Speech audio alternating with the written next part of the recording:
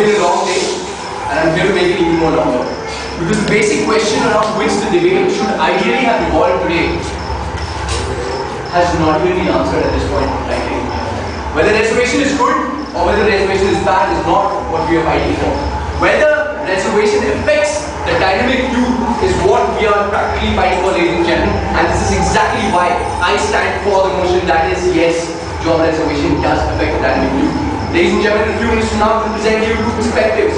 The first perspective comes from the people who have benefited from job reservation, ladies and gentlemen, the scheduled types, the socially unaccepted people, ladies and gentlemen. The second perspective will come from the general merit candidates as to how job reservation affects them. Very quickly, ladies and gentlemen, perspective number one. Consider a 20-year-old boy who's wanting to attend the university examinations. I'll give you a brief account of his history. His father does not have a job. His father does not have a job. Ladies and gentlemen, not because he was not skilled in what he does, but because he belonged to a minority class which was socially unaccepted. It was this social unacceptance, ladies and gentlemen, which gave him the unemployment, and he could not educate his son beyond well, ladies and gentlemen. He still, because of the determination and hard work and limited resources he had, continued to study and appear to the UPSC examinations, but unfortunately missed to implement this by just 5 months. A simple question for the house: what happens to that boy? What happens to the people who are like that boy? What happens to the people who are socially unaccepted, ladies and gentlemen?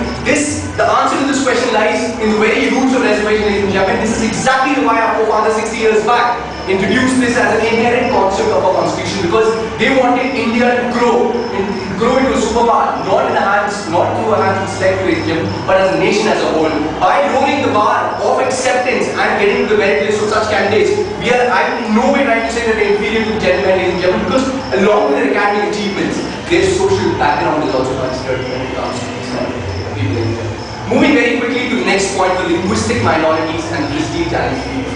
Ladies and gentlemen, India is a diverse country, not just because it is one of the largest democracies in the world. It is because it has an enormous niche of varied variety of cultures, many languages surviving together under one name, which is India. Out of these, some languages are well represented in society, some are not. A simple question once again, what happens to the linguistic minority who are not well represented in society? The answer once again lies in the roots of reservation, ladies and gentlemen. Through reservation, they are given an opportunity to get a job, and after getting the job, to fight as a national front to showcase their true potential, ladies and gentlemen. It's an opportunity which they are given. It's an opportunity which the government of India is trying to give them to uplift the status of society, ladies and gentlemen, and the same goes to the physically challenged people. Moving very quickly to perspective number 2, ladies and gentlemen. Keeping in mind the general merit candidates. One point which is ideally brought up very early in the debate today, ladies and gentlemen, is brain drain.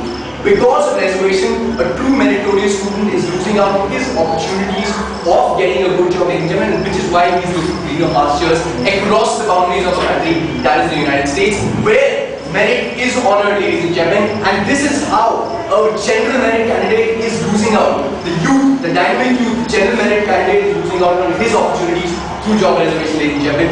Very concept of brain drain. Moving ahead to the next point, ladies and gentlemen, about being combative. I use a simple analogy. Consider 2 people who get a job in a public sector company. One of them is from a general category. One of them is from the socially unaccepted category. Ladies and gentlemen, 2 years from the date of joining, if there is a job opportunity, if there is an opportunity for promotion between those 2 candidates, by law, and I say by law, the socially unaccepted candidate will be given preference. What is this result in? Results in lack of spirit within an organization, lack which brings out the moral productivity of the organization themselves. Ladies and gentlemen, let me tell you quickly what I have actually done. I've given you 2 perspectives of how the dynamic youth is affected through job reservation, ladies and gentlemen. This is ideally the essence of the debate today as to how the me, the socially unaccepted people, the SCs and STs are being affected. Having said that, ladies and gentlemen, I strongly stand in speaking for the motion. But let us go back to the very essence of why the motion was brought into our country, ladies and gentlemen. Today, India is a developing country and it is moving ahead, ladies and gentlemen. We are creating opportunities for people. If we curb these opportunities being given to the socially unaccepted people, ladies and gentlemen, India will continue to be a developing country. It will never reach the mark of being a developed country. To hit the spot of being a developed country, we need to create opportunities, we need to have job reservation, and this is where I'm proud of.